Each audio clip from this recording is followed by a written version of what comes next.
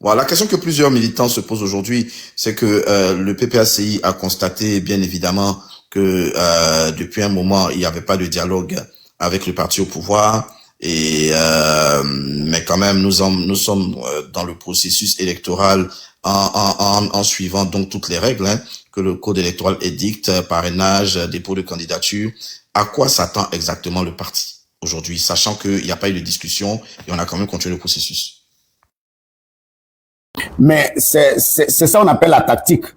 Vous dénoncez et vous collaborez en espérant que par la force des choses, vous puissiez agir sur le cours des choses. Donc nous avons dénoncé, nous continuons de dénoncer la commission électorale, mais nous participons pour montrer que nous sommes de bonne foi si les conditions sont réunies, mais jusque-là, les conditions ne sont pas du tout réunies. Au contraire, elles s'aggravent par l'arrogance, elles s'aggravent par le mépris, et nous sommes dans une situation de blocage où de toutes les façons, quelle que soit la réforme de la commission électorale aujourd'hui, ça ne nous intéresse plus de travailler, d'aller à des élections qui soient transparentes et des élections qui soient claires. Donc, nous avons agi par tactique en espérant avoir le tact et l'audace du gouvernement, mais nous avons vu que le mépris et nous ne sommes pas responsables de la situation qui arrive et nous gérons cette situation.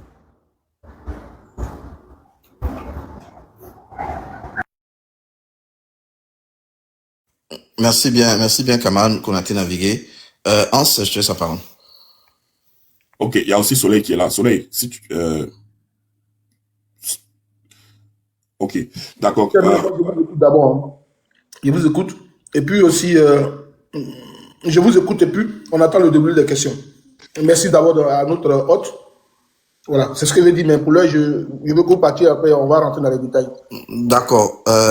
Camarade Konaté Navigué, aujourd'hui, quand tu regardes la Côte d'Ivoire, les 15 années du règne aujourd'hui de l'actuel chef d'État, Alassane Ouattara, quel est ton sentiment? C'est un sentiment de malheur. La Côte d'Ivoire, elle est misérable actuellement. Et puis, elle est dans une misère à tous les niveaux. Elle est misérable et miséreuse. Misérable pourquoi? Vous observez, depuis 2011, où les gens sont venus au pouvoir, vous observez qu'il y a le recul des libertés. Aujourd'hui, ça fait 15 ans, 14 ans, 15 ans, des camarades sont en prison, des Ivoiriens sont en prison, sans jugement.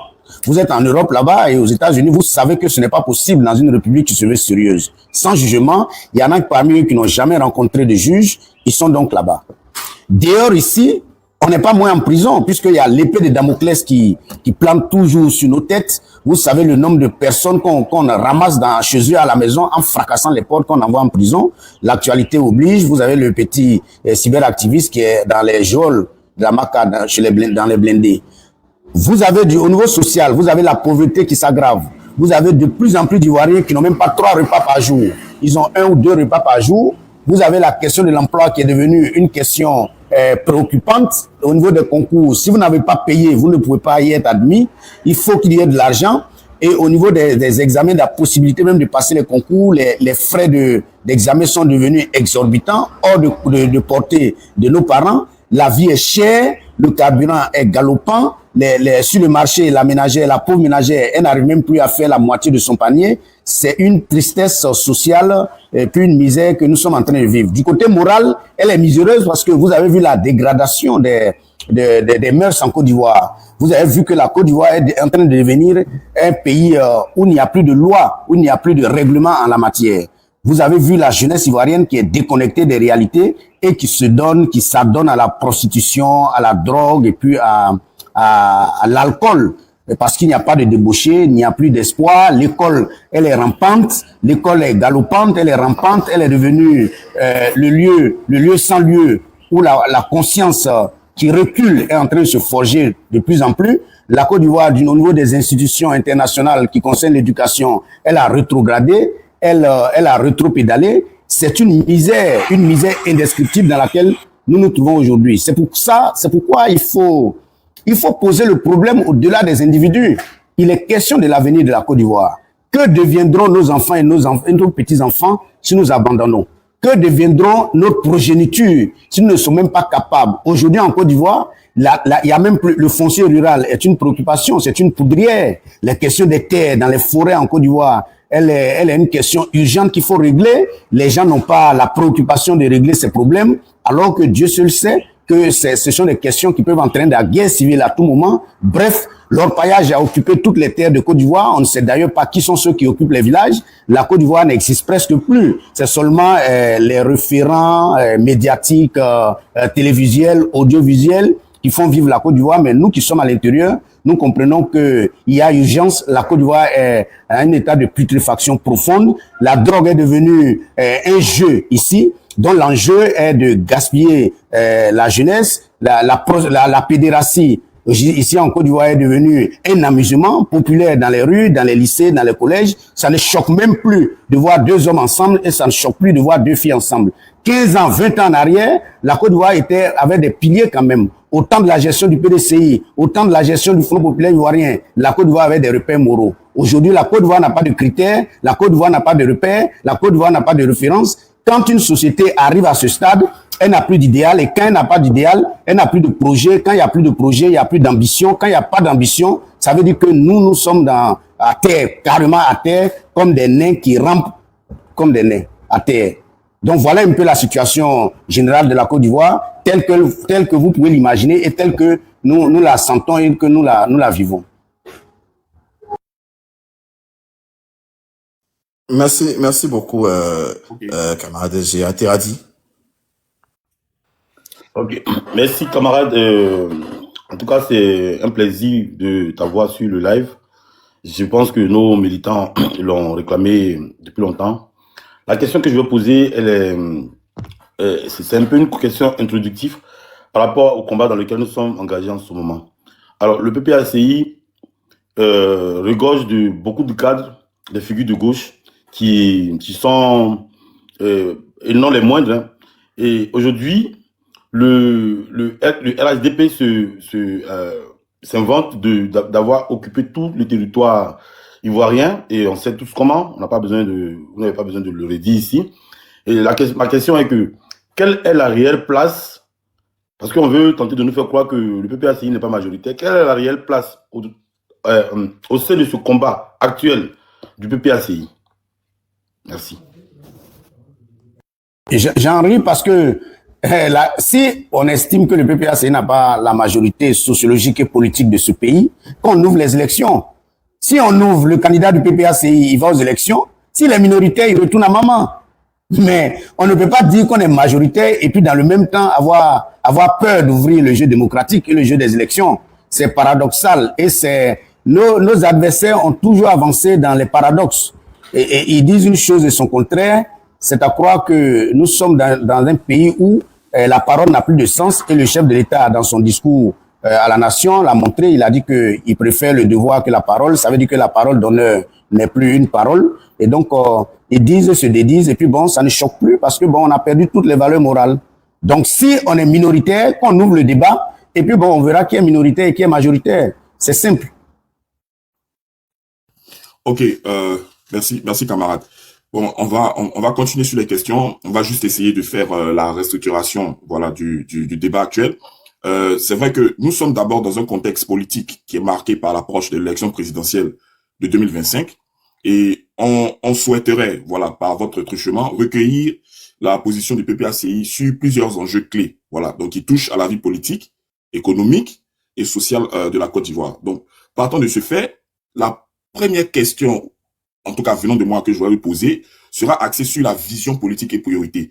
Je pense que tout le monde a hâte de vous entendre sur les défis actuels. Quand je parle des défis actuels, bon, on attend tous la proclamation du Conseil constitutionnel, quelle est la conduite à tenir, tout ça, mais nous allons y en venir. Mais concernant la vision politique et priorité, quelle est la vision globale du PPACI pour l'avenir de la Côte d'Ivoire? Quelle est cette vision globale que vous avez, vous, au PPACI? Merci. Le PPACI, comme vous le savez, FPE avant et PPACI aujourd'hui, a une vision que nous, on a confiné dans un projet de société, et puis on a un programme qu'on a confiné dans un programme de gouvernement. Beaucoup confondent le projet de société et le programme de gouvernement, c'est deux choses totalement différentes. Le projet de société, c'est un document dans lequel un parti ou une organisation inscrit sa vision, son ambition pour la Côte d'Ivoire, son projet. Un projet, ça veut dire c'est un G. C'est quelque chose qu'on projette dans le futur. En l'occurrence, le projet de société du Front populaire ivoirien à l'époque et du PPAC aujourd'hui, c'est les 10 prochaines années pour la Côte d'Ivoire. Quelle est notre vision? Et cette vision se décline en programmes de gouvernement qui sont les aspects techniques gouvernementaux sur lesquels un gouvernement va statuer pour régler les questions essentielles des populations au quotidien, c'est-à-dire que se passe-t-il au niveau de l'école, quelles sont les propositions du PPACI au niveau de l'école, quelles sont les propositions du PPACI pour réduire la dette, ce que le président Gbagbo appelle justement la gigadette dans laquelle la Côte d'Ivoire est empêtrée. Au niveau agricole, qu'est-ce qu'on fait? Aujourd'hui, la Côte d'Ivoire est une terre agricole. Qu'est-ce qu'on en fait? Qui bénéficie des produits agricoles? Comment on fait pour la répartition, la juste répartition? La question de la santé. Qu'est-ce qu'il faut faire? Aujourd'hui, les gens sont venus galvauder notre noble thème de l'assurance maladie universelle en couverture maladie universelle aujourd'hui, qui est, si vous voulez, une clique qui bénéficie des retombées. La population ne sait pas. La population continue de souffrir. Il n'y a pas d'hôpitaux sérieusement construits. Il n'y a pas des plateaux techniques dans les hôpitaux, dans les cliniques. Les cliniques sont chères. Les Ivoiriens ne peuvent pas se soigner. Il n'y a pas d'assurance qui a pu couvrir toute la population. Au niveau du secteur de pêche, artisanat, tout c'est des propositions que nous avons confinées dans nos programmes de gouvernement et pour lesquelles nous nous battons pour que la Côte d'Ivoire, au niveau des libertés, le plan institutionnel, faire en sorte que la Côte d'Ivoire, les gens ne soient pas emprisonnés comme il est maintenant, faire en sorte que la Côte d'Ivoire soit gouvernée dans les normes minimales d'une démocratie, faire en sorte que les opinions puissent s'exprimer. Vous n'êtes pas d'accord avec nous, c'est ça qui fait la démocratie. Et voilà ce que nous on entend, ce que nous on a confiné dans notre programme de gouvernement qui vient de sortir il y a 2 semaines et dont on n'a pas encore fait la promotion parce que la situation politique nous en interdit presque. Donc voilà un peu sur cette vision de la Côte d'Ivoire, mais pas que la vision, sur ce que nous sommes capables de faire, nos propositions pour gouverner la Côte d'Ivoire, dans une Côte d'Ivoire qui n'est plus de la refondation, mais qui devient une Côte d'Ivoire de la renaissance, parce que des cendres, nous devons pouvoir renaître. Et c'est ensemble que nous allons renaître. C'est pourquoi le président Gbagbo a tendu la main aux Ivoiriens pour qu'ensemble on vienne se donner les idées. Seul on peut avoir des idées, mais à plusieurs, les idées sont plus peaufinées et on est plus proche de la réalité quand on est plusieurs à réfléchir sur la Côte d'Ivoire. Donc, on a une vision et puis on a un plan pour développer ce pays qui est en train de tomber petit à petit dans la décrépitude et qui va tomber dans l'oubli. Les gens se trompent souvent en regardant les ponts, en regardant les infrastructures. Mais toute infrastructure sans superstructure est une escroquerie morale. Je m'arrête là pour le moment.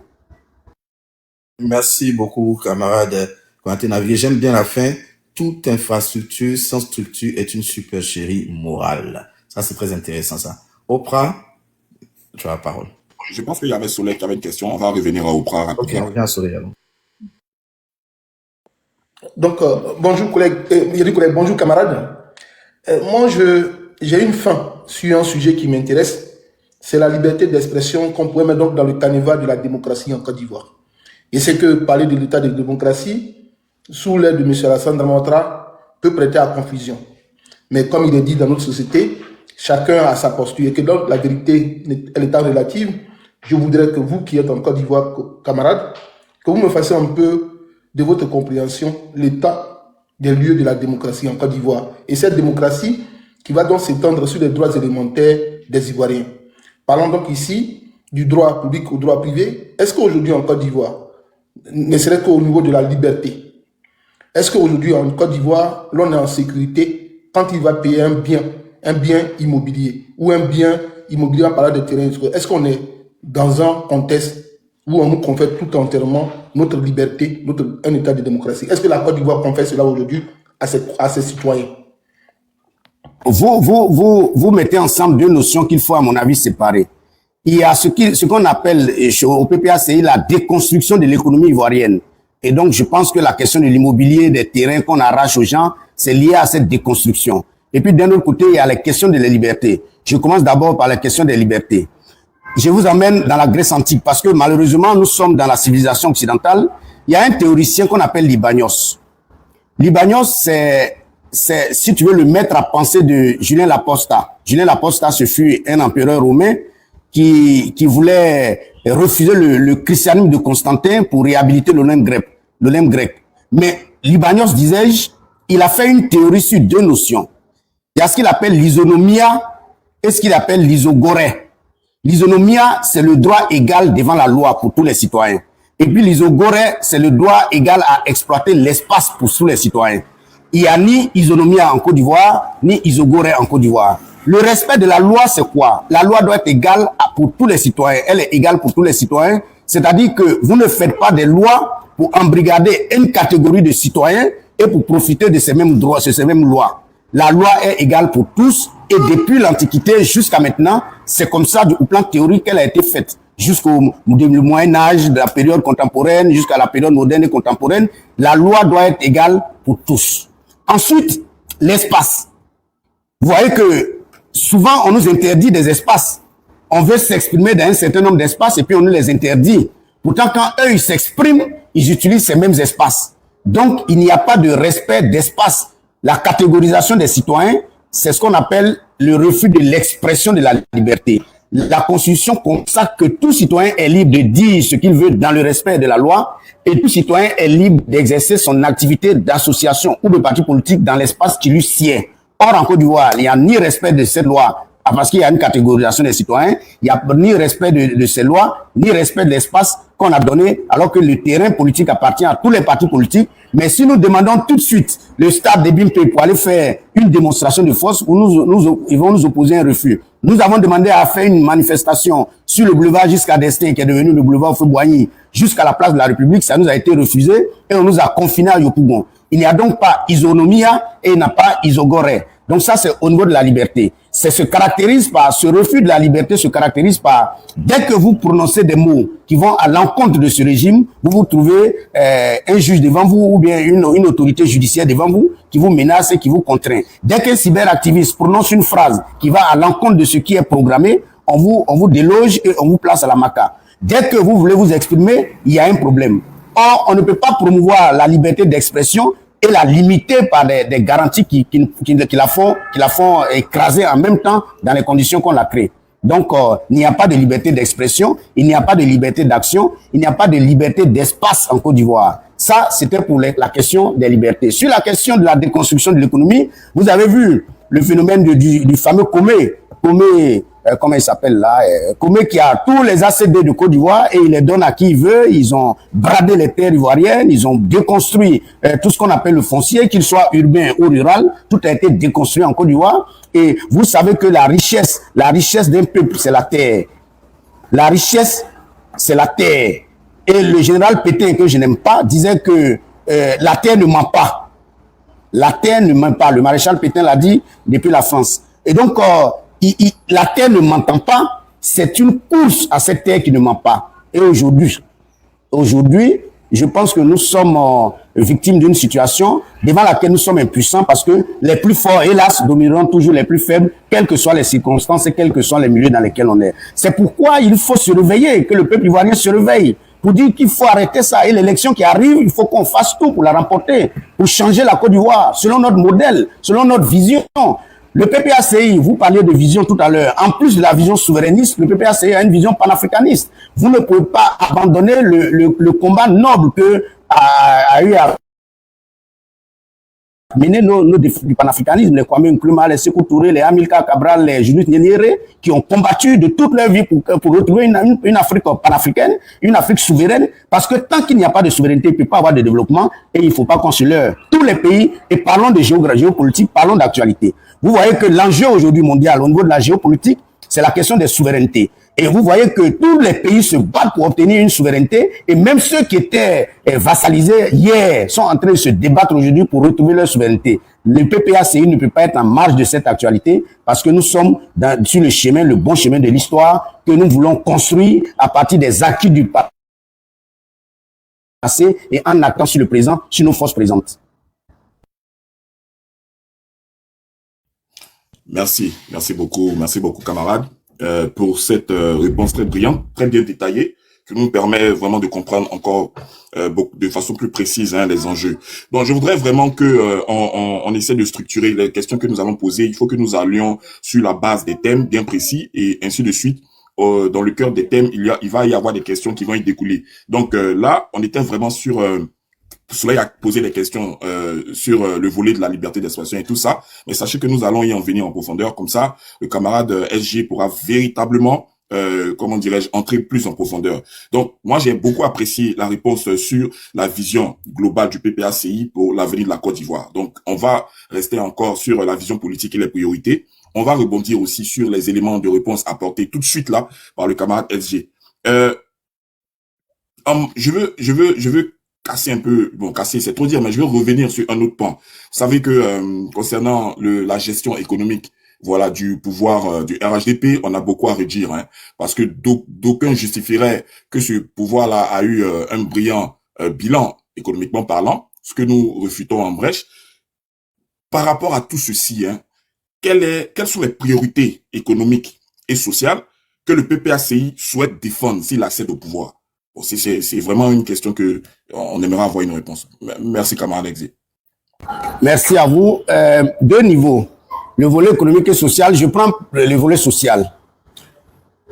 Les gens ne voient pas l'importance du volet social, du moins ceux qui sont en face de nous et qui nous contraignent dans cette situation. Il n'y a pas de développement sans développement humain.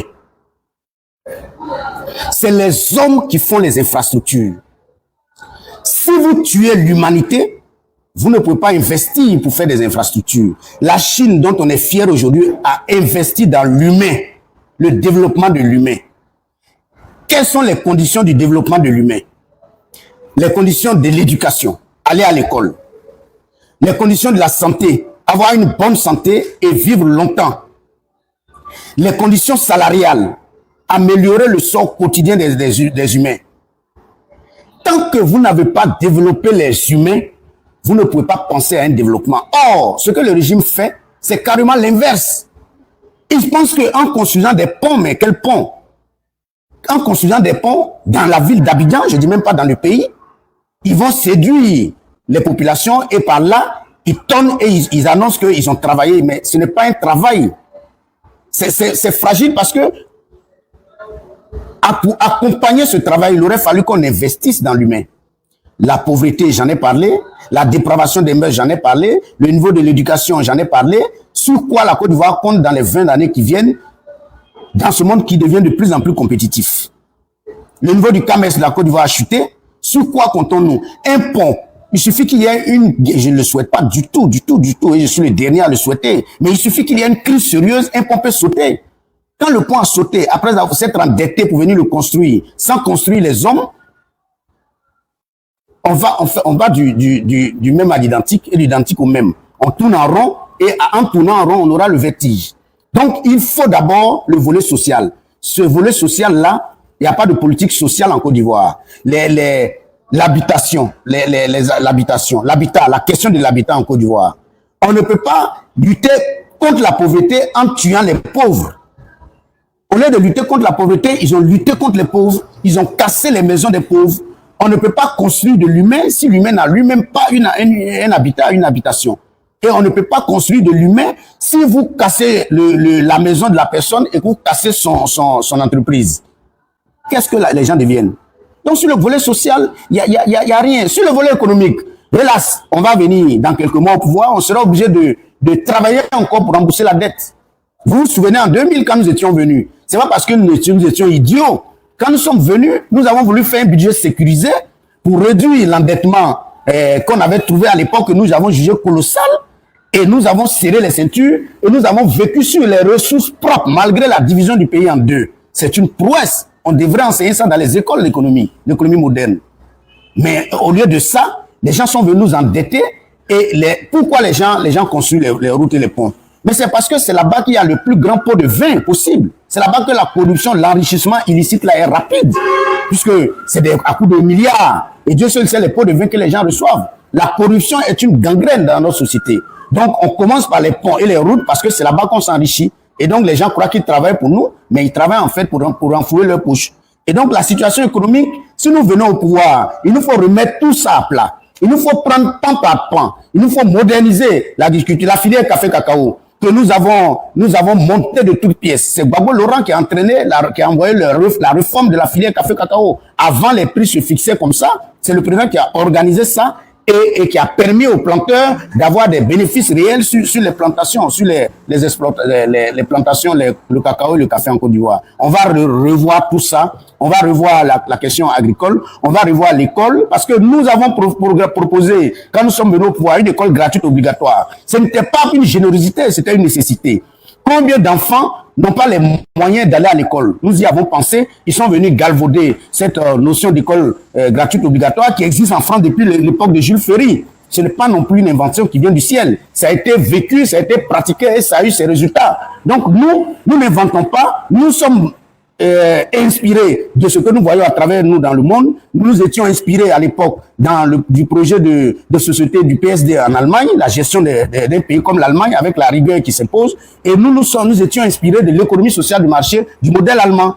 Et c'est ça notre vision économique ici. Comment faire pour promouvoir le secteur privé tout en garantissant que le public ait un minimum de contrôle sur les secteurs stratégiques? Comment pouvez-vous imaginer aujourd'hui, l'eau n'appartient pas à la Côte d'Ivoire, l'électricité n'appartient pas à la Côte d'Ivoire, les liaisons satellitaires, Internet n'appartient pas à la Côte d'Ivoire? Mais dans ce cas, comment pouvons-nous être comment nous pouvons nous bâtir notre souveraineté s'il n'y a même pas d'échange sur ces questions?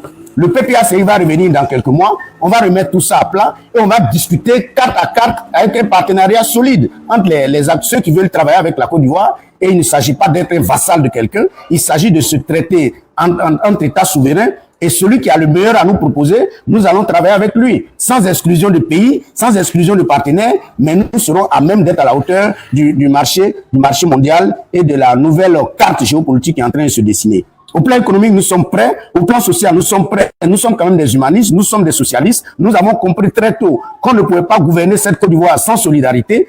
Nous sommes inspirés du modèle socialiste occidental, mais également du modèle socialiste africain. Dans nos traditions africaines, nous sommes solidaires. Nous sommes d'abord socialistes africains.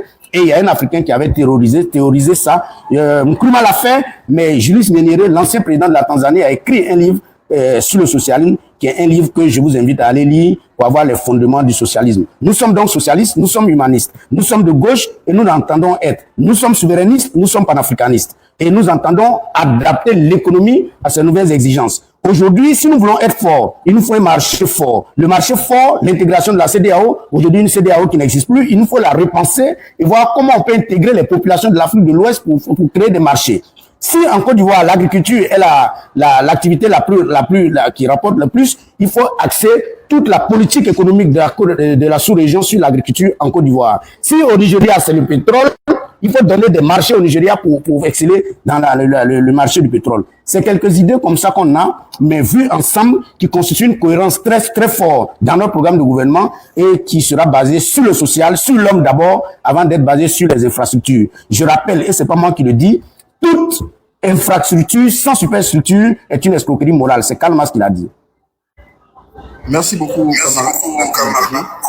On va continuer à évoluer dans le débat.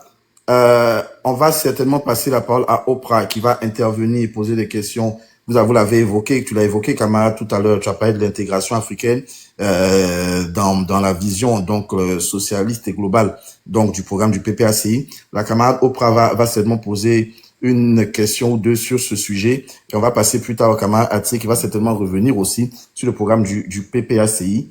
Camarade Oprah, tu as la parole. D'accord, merci. Bonjour à tous. Par rapport à mes questions, c'est très bien que le président Laurent Gbagbo est considéré comme un pro panafricain. Donc, de ce fait, j'ai une question par rapport à sa vision et à son cadre stratégique pour sa prochaine présidence.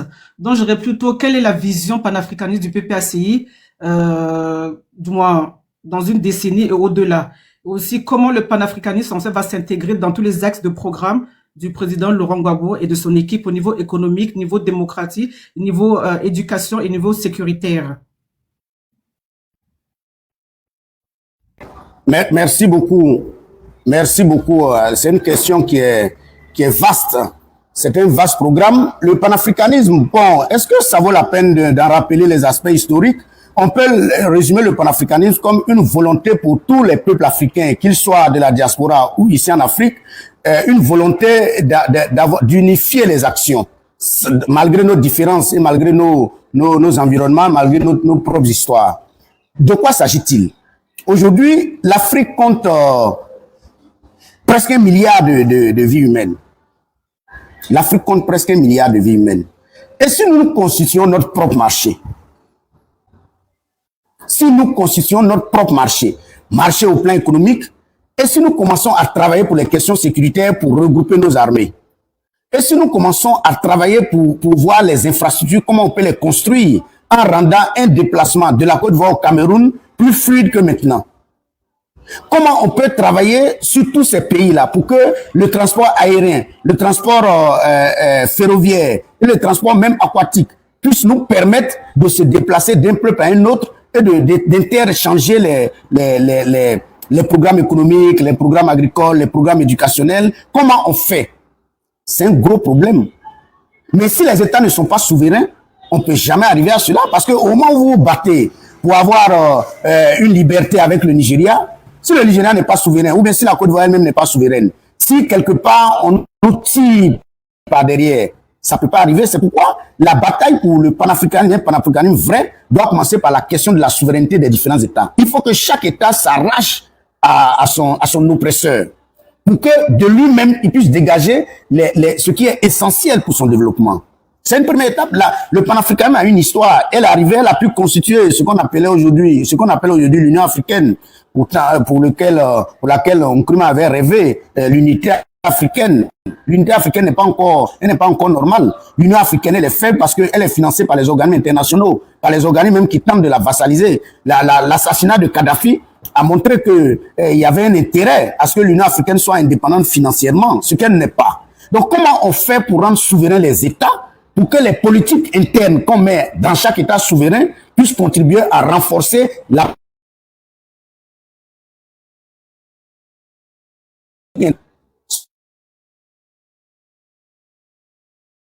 mais celui qui lutte peut perdre, mais il peut gagner. Nous sommes dans la lutte et tout est enjeu de lutte. À partir de ce moment, il faut inscrire la question des souverainetés des différents États à l'ordre du jour.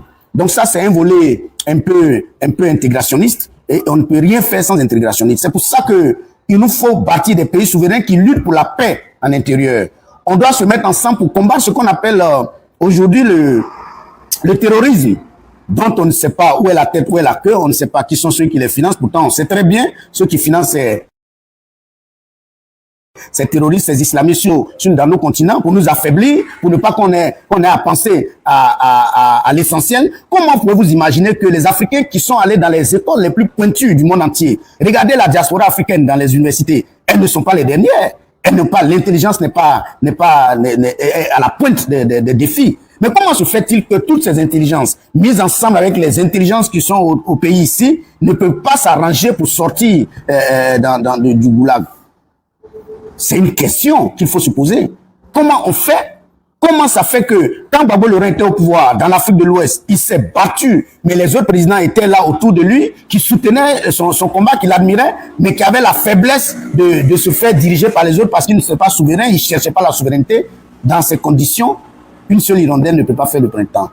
Donc, il nous faut des pays souverains. C'est pour ça que la vision panafricaniste du PPAC, c'est d'encourager tous ceux qui luttent pour la souveraineté dans leurs différents États. Et nous sommes à l'opposition. Pour le moment, nous sommes un peu faibles et moins visibles sur le plan africain. Mais dans quelques mois, quand nous serons au pouvoir, vous allez voir le plan qui va se déployer pour aider les pays à rejoindre la souveraineté, le camp de la souveraineté. Parce qu'il y en a qui sont des vassaux malgré eux-mêmes. Vous avez beaucoup de dirigeants qui n'ont pas le choix que de se comporter comme étant des poupettes ou bien des poupées vis-à-vis d'un pays qui a colonisé. Donc, il nous faut sortir des griffes de cette colonisation, rejoindre le camp de la liberté, rejoindre le camp de la multilatéralité. Et puis, à partir de ce moment, les options seront plus ouvertes et on pourra faire ce que l'on veut, quand on veut et où on veut. Donc, voilà un peu, de façon ramassée, par manque de temps, quelques idées du panafricanisme que nous entendons développer. Nous entendons faire les chemins de fer à travers... Pourquoi ne pas les faire jusqu'en Éthiopie, si on peut? Nous entendons établir les liaisons. Vous partez de Côte d'Ivoire aujourd'hui pour la RDC ou bien pour le Cameroun, mais le prix du billet est plus cher que si vous partez à Corsair en France. Vous comprenez? Tout ça, c'est un plan économique qu'on doit faire. Les Africains doivent se réapproprier le transport aérien. On doit l'adapter à nos réalités. On peut se déplacer en Europe avec 60 €, billet d'avion, 50 €, billet d'avion, le prix du train moins cher. Mais en Afrique, vous ne pouvez pas vous permettre de vous déplacer avec moins de 200 000 francs pour aller acheter un billet d'avion. Donc, comment ça se fait qu'on a les mêmes intelligences que les pays européens et puis on n'arrive pas à sortir de ce jour-là? De mon point de vue, il y a une réflexion sérieuse et le PPACI a fini cette réflexion et nous entendons accéder au pouvoir. Camarades panafricains, aidez-nous à accéder au pouvoir pour que l'Afrique puisse changer, pour qu'on puisse développer ce continent qui a trop de richesses et qui malheureusement est encline à des guerres de vassalisation, des guerres d'occupation, des guerres de pillage de ressources qui sont indispensables au développement des États africains. Est-ce que je peux poser une dernière question, Hans, s'il te plaît? Vas-y. On sait qu'au niveau diplomatie nationale, mais surtout plutôt internationale, avec les partenaires internationaux, qu'il y a une appréhension vis-à-vis du président Laurent Gbagbo, parce qu'on sait très bien qu'il est panafricain, qu'il a prouvé par tous les moyens qu'il faut, et surtout lors de ses interventions, que cette appréhension peut aussi le desservir au niveau international. Qu'est-ce que le PPACI met en place par rapport au positionnement déjà de l'Afrique dans la coalition mondiale et en poursuivant son autonomie stratégique économique, mais comment rassurer les partenaires internationaux de son arrivée au pouvoir? Une très belle question, madame. C'est là est toute la question. C'est-à-dire que le président Gbagbo, les gens ne veulent pas qu'il accède au pouvoir parce qu'ils savent que s'il accède au pouvoir avec des pays qui deviennent de plus en plus nombreux en Afrique, qui ont la même vision que lui, l'Afrique va totalement changer et tous les pays vont s'arracher à ce qu'on appelle aujourd'hui l'occupation, entre guillemets. Mais donc, ils vont toujours mettre des obstacles. C'est pour ça que la question de la géopolitique mondiale aujourd'hui est une occasion pour le PPACI de réaffirmer son désir de souveraineté. Oh, je crois que ça ne va plus durer. D'ici 5 ans, 10 ans, beaucoup de pays africains vont s'arracher. Vous pouvez martyriser une partie du temps, mais vous ne pouvez pas utiliser ce temps-là tout le temps. Vous pouvez avoir raison une partie du temps, mais vous ne pouvez pas avoir raison tout le temps. Les mentalités changent.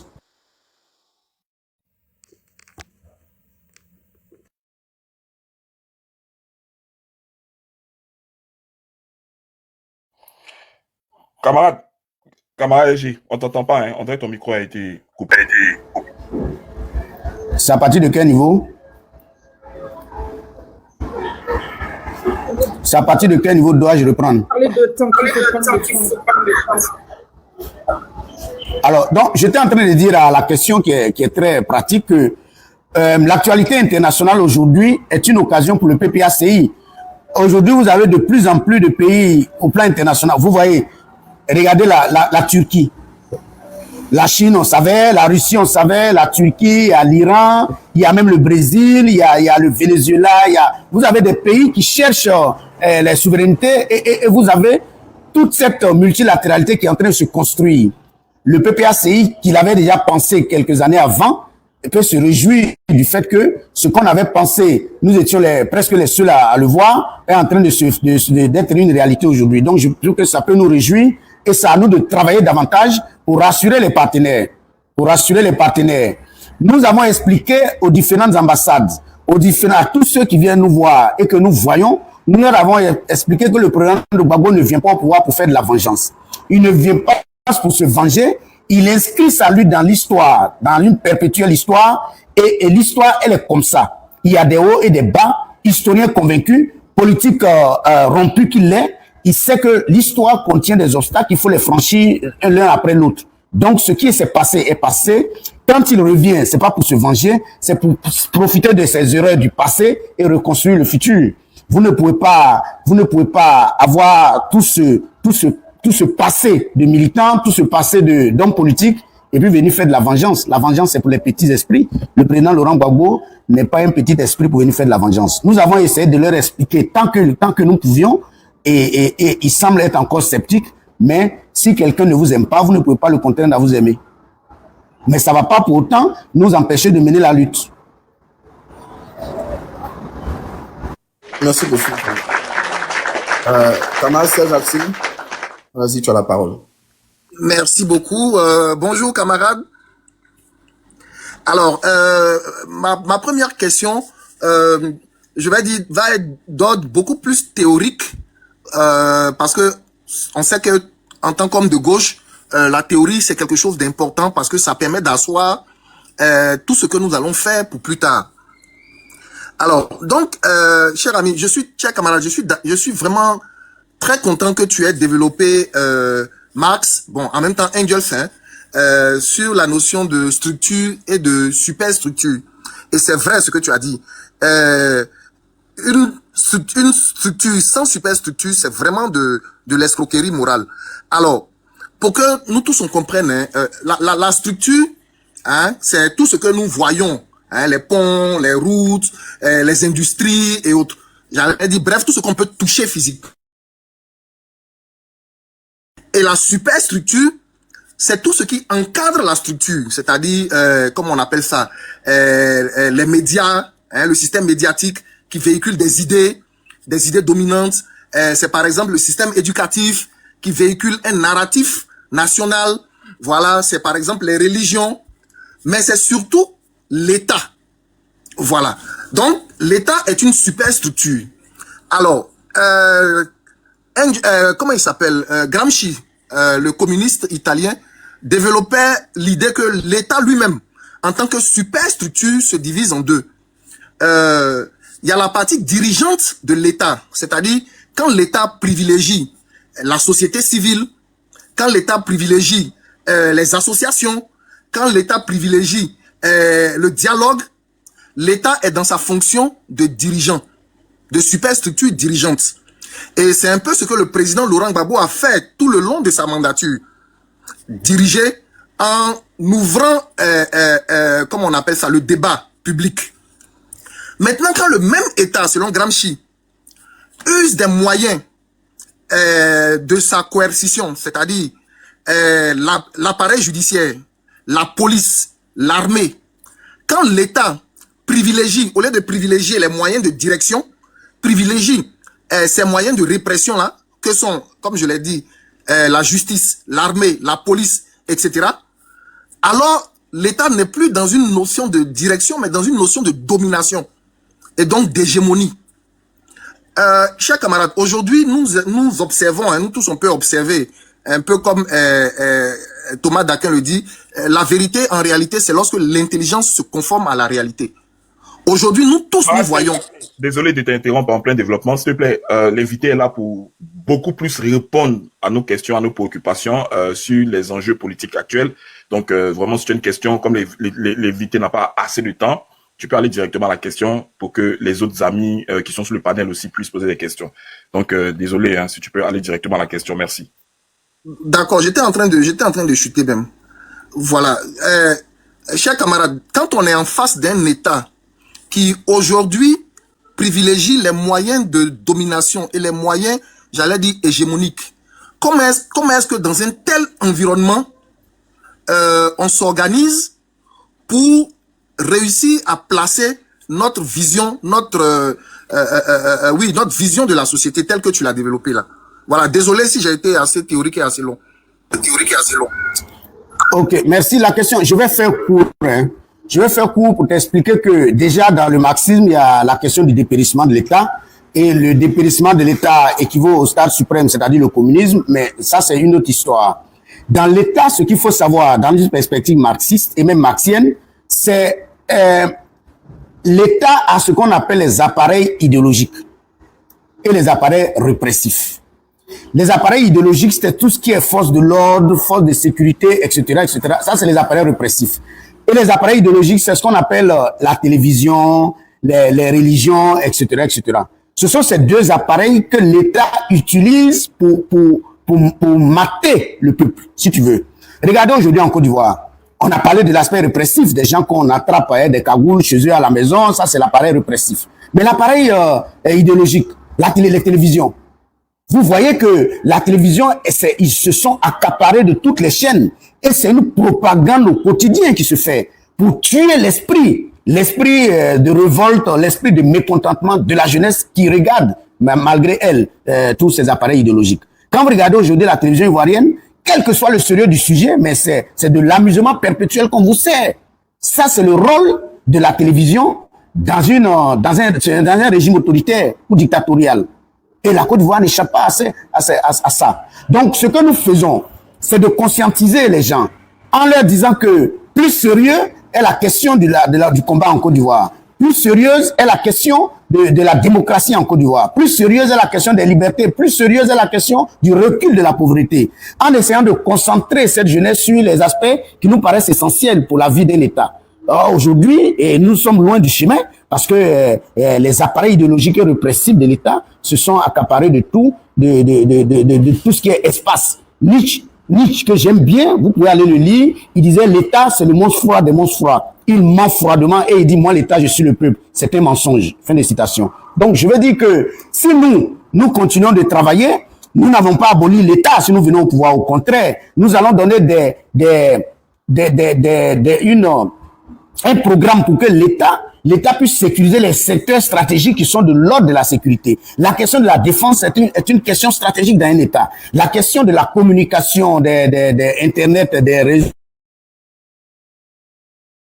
c'est une question de la souveraineté. La courant de l'électricité est une question de souveraineté. La question de l'eau que les gens boivent chaque jour est une question de souveraineté. L'État doit gérer et garantir ces questions stratégiques. Le reste, on ne peut pas bâtir une économie aujourd'hui sans le privé. Il faut encourager le privé, il faut davantage encourager les entrepreneurs, mais il faut faire une politique qui fasse en sorte que les entrepreneurs soient des nationaux sans chasser ceux qui viennent d'ailleurs, mais il faut faire des conditions comme partout dans les pays pour donner le privilège de l'investissement aux hommes d'affaires ivoiriens. Ce n'est pas de l'exclusion, ce n'est pas de la xénophobie, mais c'est une façon de sécuriser les emplois et c'est une façon de contrôler toute l'économie. Moi, j'aime bien le Cameroun. Beaucoup de Camerounais sont des hommes d'affaires là-bas. J'ai été au Cameroun plusieurs fois, mais tous les hommes d'affaires que vous rencontrez sont Camerounais. Moi, j'ai été au Ghana. J'ai été au Ghana. Vous voyez que tous les hommes d'affaires au Ghana sont des Ghanéens. On peut faire ça tout en faisant la promotion du panafricanisme. C'est pas deux notions qui se rejettent et qui se refusent.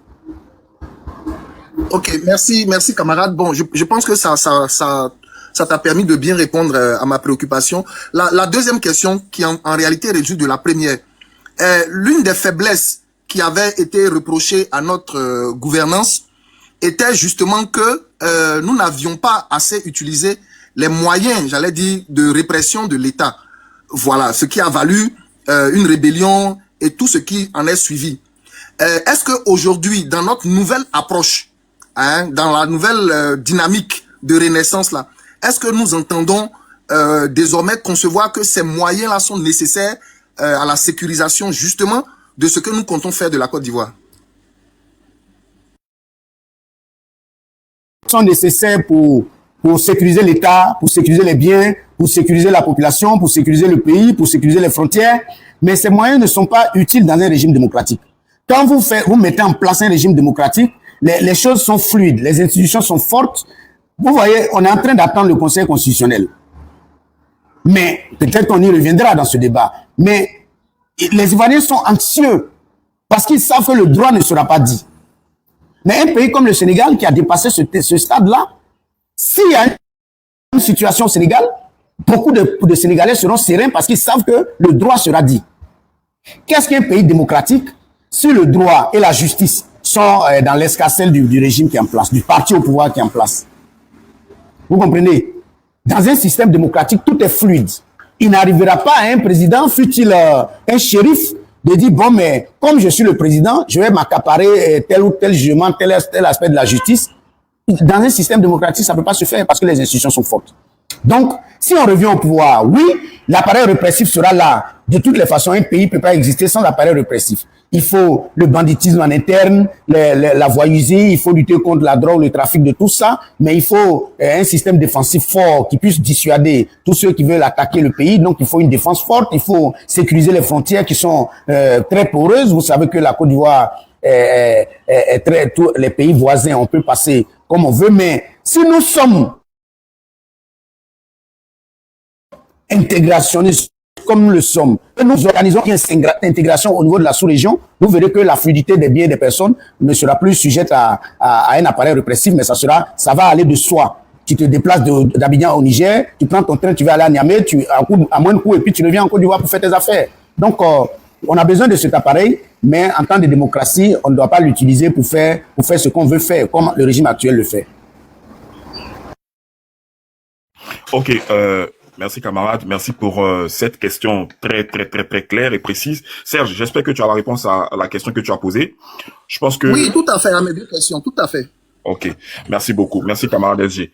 Je pense que nous allons vraiment aller tout droit dans les sujets brûlants, bien évidemment sur les questions des libertés et surtout sur les arrestations des leaders des partis politiques et même de quelques membres de la société civile. Et nous allons en venir tout doucement sur la question du Conseil constitutionnel qui, vous savez très bien, va se prononcer bientôt.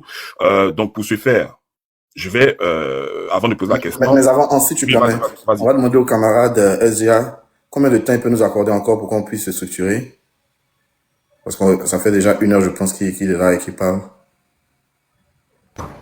Alors, à 14 h, j'ai un meeting à Port-Boué. C'est ma seule contrainte du jour. C'est-à-dire dans 1 heure exactement. D'accord, donc on va continuer. D'accord, donc on va continuer. On va continuer pour 30 minutes. On va continuer pour 30 minutes avec les camarades. Donc ceux qui ont des questions. On va couper le Voilà, pour ceux qui ont des questions, tout le monde ne pourra pas monter. Malheureusement, on va réinviter une autre fois le camarade SGA. On a prévu beaucoup de thématiques pour lui, même sur l'idéologie, etc. Donc ceux qui ont des questions en bas, s'il vous plaît, posez vos questions en commentaire. On va essayer de les relayer. Gina, tu vas refaire ta demande désolé tout à l'heure. Donc, on va dans le vif du sujet, comme on se l'a dit. On a 30 minutes pour boucler l'interview, pour que le camarade puisse se préparer pour le meeting. Donc, Armand, Armand, tu as la parole. Camarade Armand, vas-y. Donc, très rapidement, merci. Oui, bonjour à tout le monde, bonjour à Hans, bonjour à Monsieur Konaté Navigué. C'est un honneur pour moi de parler avec lui. Moi, c'était une question rapide que je voulais poser par rapport à notre pays. Nous avons actuellement un déficit vraiment catastrophique. Enfin, on a un grand déficit, pardon pour l'erreur, au niveau de notre pièce d'identité en Côte d'Ivoire. On a des gens qui sont nés en Côte d'Ivoire, qui viennent d'ailleurs et qui apparemment bénéficient de la nationalité ivoirienne parce que ils sont nés sur le territoire ivoirien, alors que il n'y a pas de droit de sol en Côte d'Ivoire depuis 75, je crois. Et ceux-là, maintenant, ils ont hérité peut-être de leurs parents qui étaient là avant, et ça fait des problèmes avec ces histoires de terrain, de terre et tout ça. Et il y a un grand mélange dans ces histoires de pièces d'identité. Même moi qui vous parle, je n'ai pas de pièce d'identité ivoirienne. J'ai pas de carte d'identité ivoirienne. J'ai fait la demande, j'ai fait tout depuis 2012, et jusqu'à aujourd'hui, je n'ai pas eu de réponse. J'ai payé tout ce qu'il fallait, je n'ai rien eu. Et nous sommes des millions d'Ivoiriens comme ça à ne pas avoir de pièce d'identité. Et je crois que pendant la rébellion, la première des choses que les gens ont attaquées, ce sont les registres des naissances dans les municipalités afin de brouiller les cartes et mélanger tout. Ce qui fait qu'aujourd'hui, on est dans un mélange de tout et n'importe quoi. Et dans notre propre pays, on n'a plus d'identité personnelle. Qu'est-ce que le PPACI peut faire pour remettre en ordre tout ce brouhaha, s'il vous plaît? Waouh! C'est un boulevard, cette question. Alors, il y a tout dedans en même temps. Je pense que la meilleure solution, et si nous venons au pouvoir, il faudra l'explorer, c'est de mettre à plat l'identité ivoirienne, de mettre à plat tout et de reprendre tout le processus. Parce que on peut prendre, à l'heure où je vous parle, tu peux pas t'en sortir, c'est pas possible. Mais les conditions d'établissement même des cartes nationales d'identité sont des conditions draconiennes, très onéreuses, très chères pour nos populations. Moi qui vous parle, je suis du Nord, moi je suis de Couteau. Mon village c'est Tendara. Mais le nombre de personnes dans mon village à Tendara qui n'ont pas de pièce nationale d'identité là. Mais on ne peut pas compter. Mais parce que il n'y a pas de politique véritable d'approche des populations, d'aller vers les populations démunies, je vous le dis, pour que les gens aient accès à leur titre d'identité. Vous pouvez postuler pour une carte d'identité en Côte d'Ivoire et puis passer 2 ans, 3 ans, vous ne l'avez pas encore reçu. Et les gens, les récépissés, ils n'ont pas leur pièce, ou bien il y en a même qui n'ont même pas de récépissé. Et la carte d'identité actuelle, mais elle pêche par le fait qu'il n'y a même pas l'inscription des parents sur la pièce. Vous imaginez? Mais par contre, il y a le nom du DG qui est responsable de l'opérateur de la carte nationale d'identité. Vous comprenez? Moi, j'ai regardé beaucoup de cartes d'identité dans ce monde. j'ai trouvé que nous avons un spécimen différent des autres. C'est à croire qu'on n'est même pas dans une république sérieuse. Donc tout ça, il faut mettre à plat, il faut revoir les conditions. Si celui qui veut devenir ivoirien, il devient ivoirien légalement, normalement. Celui qui ne veut pas devenir ivoirien, il ne l'est pas. C'est un peu comme ça. Tous les Ivoiriens qui sont à l'étranger, celui qui veut, il demande la nationalité dans le pays, il est. Celui qui veut, il ne demande pas. Mais on ne doit plus frauder à partir de la gouvernance, la prochaine gouvernance du PPACI. On doit faire en sorte que la fraude ne soit plus une option en ce qui concerne les papiers et l'identité ivoirienne. Merci, camarade SG. Comme je le disais, on va aller tout droit dans le but du sujet aussi, sur les questions très brûlantes. Je vais revenir sur la question des élections concernant le Conseil constitutionnel. Camarade SG, voici ce que dit le RHDP sur la question du Conseil constitutionnel, qui nous savons va se prononcer dans quelques jours sur l'éligibilité des candidats qui ont eu à déposer leur dossier pour les élections. Il dit ceci: celui qui ne sera pas retenu par le Conseil constitutionnel, c'est qu'il n'est pas en règle avec la loi. Pas besoin de créer des troubles. Camarade G, qu'est-ce que cela vous inspire? Ton micro, camarade. Ça ne m'inspire rien de particulier, ça m'inspire des propos d'un adversaire politique qui fait sa politique comme il l'entend. Et nous aussi, on fait la politique comme on l'entend. Seulement, c'est qu'il y a une différence tant dans la forme que dans le fond sur les différentes positions. Donc, le RADP est libre de dire ce qu'il veut et le PPACI, qu'on lui donne la liberté de dire aussi ce qu'il veut. Je parlais tout à l'heure du non-respect de la loi par rapport aux citoyens. Et quelle sera la posture ou la position que va adopter le PPACI si, par aventure, le nom du président Laurent Gbagbo n'est pas retenu sur la liste des candidats aux élections de 2025? Là, vous êtes dans la stratégie. Je vous renvoie quelques années en arrière. Henry Kissinger a fait de l'expression que je vais dire, a fait de cette expression son repère, son viatique politique. Henry Kissinger a pris l'expression ambiguïté stratégique. L'ambiguïté stratégique. L'expression n'est pas de lui, c'est d'un auteur, mais il a beaucoup aimé ça. Je crois que Macron est aujourd'hui le chantre de cette expression, ambiguïté stratégique. Dès l'instant où dévoilez votre stratégie, elle n'est plus une stratégie. Donc, permettez-moi de rester dans l'ambiguïté stratégique pour répondre à votre question, en espérant que les sages du Conseil constitutionnel sauront penser à la Côte d'Ivoire et non penser à leur être, sauront penser à l'intérêt supérieur de la Côte d'Ivoire. Une chose est claire, c'est que le président Gbagbo l'a dit et il a répété, Gbagbo n'acceptera pas d'être exclu de la liste électorale. Et la constitution ivoirienne interdit à quiconque, même moi-même, de faire plus de 2 mandats. Voilà les 2 choses que le président Gbagbo a rappelées, en rappelant seulement les dispositions constitutionnelles qui est la loi suprême de toutes les lois. À partir de ce moment, notre position est connue de tout le monde entier, des chancelleries, de l'opinion internationale, de l'opinion africaine, notre position est connue. Chacun faisant son travail, le Conseil constitutionnel doit faire son travail et j'espère qu'il va faire un bon travail pour la Côte d'Ivoire. C'est tout ce que je peux dire sur cette question. Merci beaucoup, camarade LG. On va encore procéder deux dernières questions et on va libérer le camarade LG qui va revenir une autre fois. On vous promet, camarade, il va revenir une autre fois. On a Gina qui est là, tout dans la même veine, politique pratique des enjeux du moment du PPACI. Camarade Gina, vas-y pour ta seule question, s'il te plaît. Bonjour les camarades. Bonjour Navigué. Je suis la de Boaké depuis 2002. Aujourd'hui, je suis fière des camarades comme les Navigués, je suis fière du président Laurent Gbagbo. Je sais très bien que Alassane Draman Ouattara est venu au pouvoir par les âmes. Et ce qui est sûr, Draman doit partir par les âmes. Allons-y à la question, chers camarades. Allons-y à votre question. Allons-y à la question, s'il vous plaît. Merci. Laissez-moi parler. Où nous sommes là, chacun de nous a ses préoccupations. Si Navigué, qui est nous tous notre camarade, qui est venu aujourd'hui nous entendre, on doit laisser les gens se... Voilà, on passe à une autre question, s'il vous plaît. J'ai une question. Voilà, une question rapide du camarade Zara. Bon, camarade LG, nous considérons que le nom du président Laurent Gbagbo, on va se mettre dans un cas de figure, le nom du président Laurent Gbagbo et d'étudiants Tam sont retenus. Est-ce que vous pensez qu'on peut aller à cette élection avec cette liste électorale et cette commission électorale? Merci. on l'a déjà dit et répété, ce n'est pas la personne de Gbagbo ou de Thiam le problème de la Côte d'Ivoire. J'ai dit et je le répète que si Jésus est candidat et que Mahomet est son directeur de campagne avec cette commission électorale, Jésus va perdre les élections.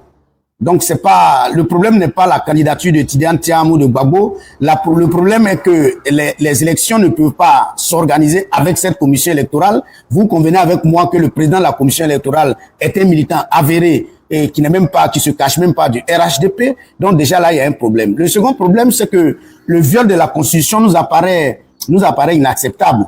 La question du 4e mandat, elle est entière. Donc, nous pensons que toutes ces questions-là, le Conseil constitutionnel devrait être habité par une sagesse et sauver la Côte d'Ivoire parce que, hélas, on est encore dans une situation de crise, entre guillemets. Et c'est dommage pour la Côte d'Ivoire et c'est malheureux pour ce beau pays que, à la veille de chaque élection, on soit sous des tensions dues à l'incapacité de cette commission électorale à organiser des élections transparentes.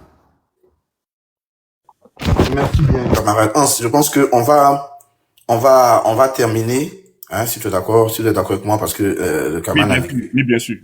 Voilà, on va faire un truc spécial, c'est-à-dire que en 1 minute, Serge, tu poses une question, on va suivre en 1 minute une question, moi aussi une question, et puis le camarade va conclure en répondant à nos questions tranquillement. Voilà, on va laisser cette petite grâce là et puis on va y aller. Ok, d'accord, merci. Alors, d'accord, ok. Alors, camarade, question rapide. Quel est l'état d'esprit du président Laurent Gbagbo aujourd'hui? Le président pète la grande forme.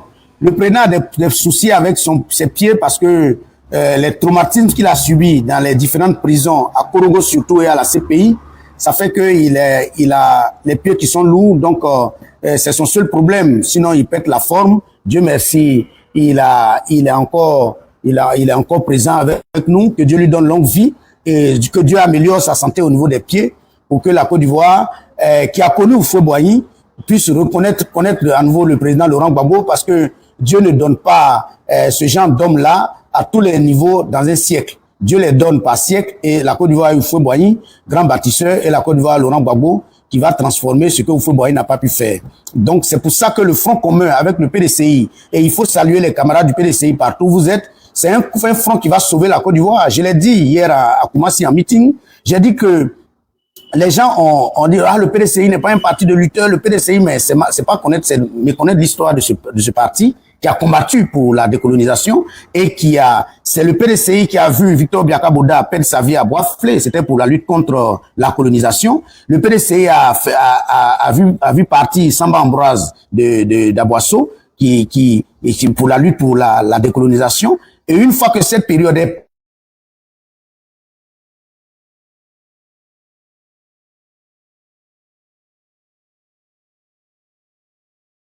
et Dieu a fait venir le président Gbagbo qui, avec Houphouët-Boigny, a eu des différences, mais c'est le président Gbagbo qui a dit, le président Houphouët-Boigny qui disait à Gbagbo, hélas, tu me ressembles. À partir de ce moment, j'ai pensé que c'était une passation de charge entre celui qui a lutté pour la décolonisation et celui qui vient lutter pour le développement, la souveraineté et la démocratie en Côte d'Ivoire. Donc, le front commun entre le PDCI et le PPACI, c'est pour rappeler cette histoire constructive pour la Côte d'Ivoire en actant le présent pour préparer l'avenir. Parce que nous sommes convaincus que c'est ensemble que nous allons préparer cet avenir. Et là, en Côte d'Ivoire, le présent n'a plus de passé et le passé n'a plus d'avenir. C'est malheureux, mais tout se passe comme si le temps s'était arrêté, le temps s'était retourné. Le passé n'inspire plus, le futur n'est plus prometteur et le présent se délite parce qu'il est perdu. Il nous faut retrouver ses repères. Il nous faut nous inspirer de notre passé glorieux. Et il nous faut s'inspirer de notre présent et il nous faut construire l'avenir. Le PDCI, le PPACI, le FPI, tous les partis d'opposition doivent se mettre ensemble pour la construction de cet avenir qui appartient communément à chacun des Ivoiriens individuellement et collectivement. Merci beaucoup, camarade Navigué. Je vais m'excuser auprès de tous les camarades. On va laisser partir le camarade Konaté Navigué. Il a un meeting tout à l'heure. On va juste lui donner son mot de fin. Camarade, on te connaît. On sait que tu es un fidèle parmi les fidèles. La Côte d'Ivoire retient son souffle. Nous, les militants du PPACI, nous retenons notre souffle.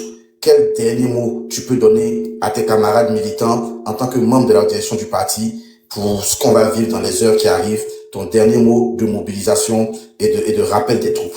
Merci. Que Dieu vous donne une santé de fer, que Dieu vous donne une longue vie, que Dieu vous donne le courage de tenir. Vous devez savoir quelque chose. Avec le régime Ouattara, c'est un temps qui finit, et avec le régime Gbagbo qui va venir, c'est un temps qui commence pour la Côte d'Ivoire. On est ensemble. On est ensemble. Soyez forts. L'heure n'est plus au doute. L'heure n'est plus aux hésitations. La Côte d'Ivoire doit passer par ce moment-là, et la Côte d'Ivoire espère que tout va se bien, parce que nous ne sommes pas des partisans de la violence, nous ne sommes pas des partisans des armes, nous avons la parole, et nous pensons que la parole peut changer des montagnes, parce que au commencement était la parole. Merci encore pour votre engagement, merci pour votre détermination, merci pour le temps que vous prenez pour la Côte d'Ivoire. Ensemble, diaspora et Ivoiriens présents, on va avancer. Bonne journée à vous. Merci beaucoup, camarade Konaté Navigui. Merci pour ta présence. On te réinvite une autre fois. Merci beaucoup d'avoir accepté notre invitation. Le débat continue ici. Les modérateurs, faites descendre le compte du camarade. Le débat continue. Merci, camarade, et à bientôt. En avant pour la Côte d'Ivoire. Le débat continue entre nous. Voilà. Merci. Waouh. Bravo. Quel enseignement. Hein? Bravo, bravo. Désolé, Oprah. Hein, tu sais que... Moi, c'est pas grave, hein, mais j'avais deux questions super intéressantes. Oui, mais j'avais deux questions super intéressantes. En fait, ça concernait un peu tout le monde parce que je pense que beaucoup de gens se posent cette question. C'est que comment le président Laurent Gbagbo et le PPACI envisagent la réconciliation nationale et la paix dans le cadre de la présidence de 2025. Tu vois? Parce que ça, tout le monde s'y attend. On sait que malgré la figure qu'on peut se donner, que le pays est réellement divisé, qu'ils ont que le pouvoir des 15 ans ont contribué à cette division. Et comment le PPACI envisage-t-il la réconciliation nationale et la paix dans le cadre de la présidence de 2025?